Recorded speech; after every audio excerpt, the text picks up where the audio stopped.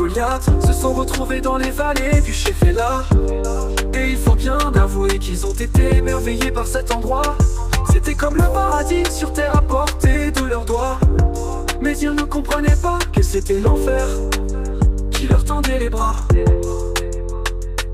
Les Philistins étaient coincés dans la vallée, ne pouvant atteindre leurs ennemis.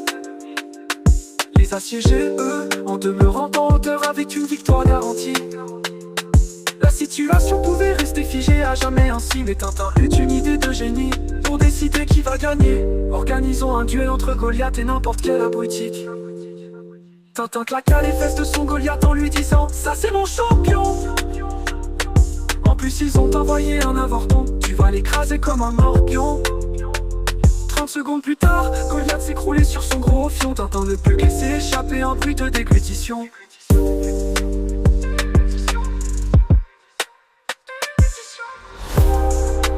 Tintin et Goliath se sont retrouvés dans les vallées du Shephélah.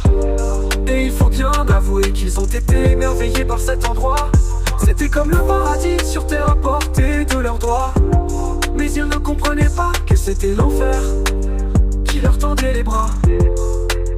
Alors il paraît qu'on appelle les Philistins le peuple de la mer, puisque met Tintin à la sienne, on ne peut vraiment pas dire le contraire.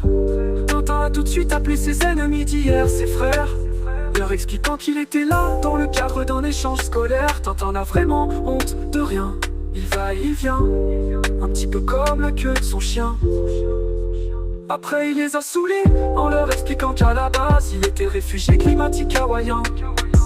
Et sinon, dans notre petit club, vous acceptez les végétariens? Tintin et Goliath se sont retrouvés dans les vallées du Shephélah. Et il faut bien avouer qu'ils ont été émerveillés par cet endroit. C'était comme le paradis sur terre à portée de leurs doigts. Mais ils ne comprenaient pas que c'était l'enfer qui leur tendait les bras.